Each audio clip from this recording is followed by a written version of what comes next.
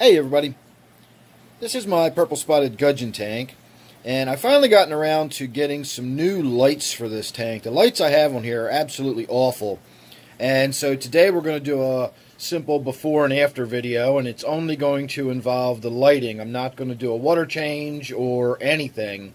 I may do that later, but that will not be part of this video. In fact, when we change the lighting over, you're going to see how badly this tank really needs some maintenance in there. It's got a lot of grunge and filth and stuff growing that you don't really notice with the very poor lighting that it's got on there. So right now what we're looking at is little homemade panels, and they are those little strip LEDs you can buy for under cabinet lighting or display lighting, and the little connectors are really pieces of junk. Half the time if you press on it or jiggle it a little, it gets brighter or dimmer. They're not bad if you can get them hooked up. I've got some that light my steps, and it's only a single strip, and it's not a matter of a bunch of connections strip to strip to strip to strip. That's where you start running into issues. And so what happened was, when this started out, it was actually not bad. It put a fair amount of light in the tank. It evenly distributed it, so it was a nice, homogeneous light over everything. It was not too bad looking, but over time, it's just fallen apart. And just every time I've moved it and touched it, it's gotten worse and worse. And so now what I've done is I've gone out and I've bought some LED tubes that are, they're faux tubes for a fluorescent fixture. So I've got some hoods that came with my 125-gallon tanks. They're 3-foot hoods, but they take a 2-foot tube. And these tanks here, these 40 breeders, just happen to be 3 feet wide. So putting a couple of those tubes in those hoods and slapping it on here is going to give us a very, very different look. So you can see how the lights are changing as we're standing here. It almost looks like Christmas lights in there blinking on and off.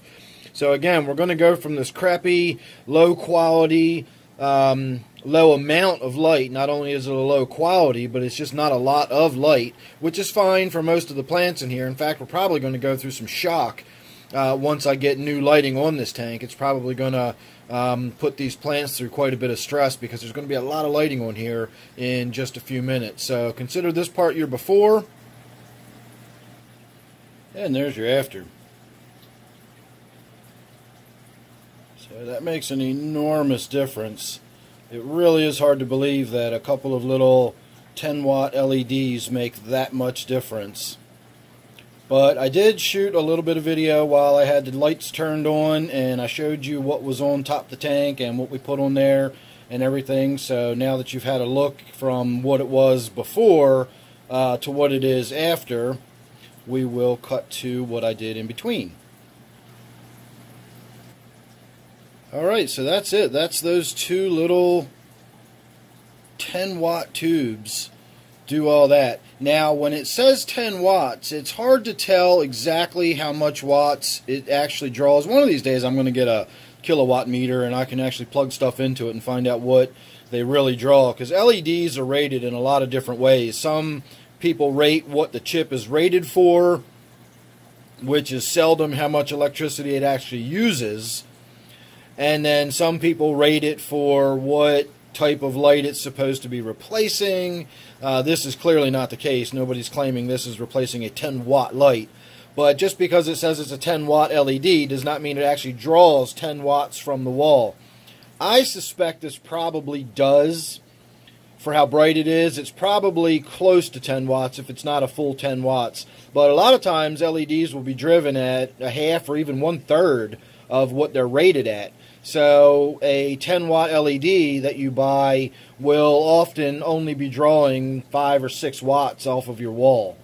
This I don't think is the case. I think these are actually drawing 10 watts each. But still, 20 watts, that's a lot of light for 20 watts. So I don't know how the plants are going to adjust. That's a huge amount of increase in light. I mean, it's an enormous increase in light. The gudgeon is probably not very happy. In fact, I saw him down in the bottom. There he is. So you can see he normally would hover up around the top and hang out around the leaves. where they live in the wild is usually murky. It's dimly lit, forested, forest canopy above them. And so he was probably very happy with the tank as poorly lit as it was before. I may put one light on this tank, but the tank is 18 inches deep, so one light down the center really doesn't cut it. I don't know, maybe we'll have to experiment with that a little bit. Well, I'll go ahead and I'll do that right now. We'll put one light down the center, so have this as your before again. And there's your after again. So, I don't know, that doesn't look terrible, but the forward part of the tank is dark. I don't mind the rearward part of the tank being dark. That kind of gives it the impression of looking off into the distance underwater, so that's not so bad. But the forward part of the tank being poorly lit, every time the gudgeon swims to the fore, we won't be able to see its colors or anything. So I like having the front of the tank lit. And if we do it the other way around, if we go ahead and light this one and turn this one off, well, that's actually not terrible. That's not terrible at all. It gives me the exact impression I was just talking about. So it gets dark as it moves towards the back of the tank. And maybe we could push that back just a little bit more from the front. I don't know how much room we've got to do that. The seam on this, oh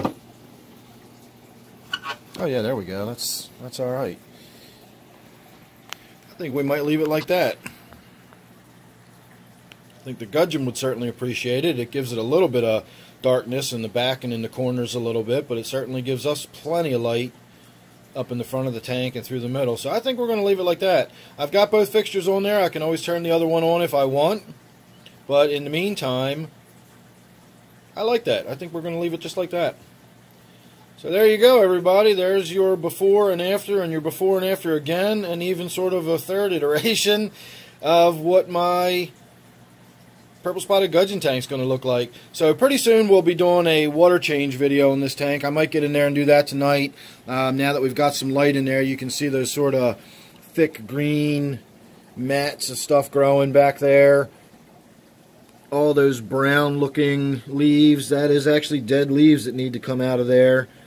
And over here we've got some grooming that needs to be done and cleaning out. And it's been so long since I've done a water change on this tank that even with the very low stocking density in this tank, the nutrients are probably getting up there, and it's just time to freshen the tank up and do a little bit of maintenance. So look forward to that. That'll be coming up pretty soon. Make sure you're subscribed, that way you won't miss it. And don't forget, of course, this is my Purple Spotted Gudgeon Tank. So thanks again for watching. Hope you enjoyed, and I'll see you next one.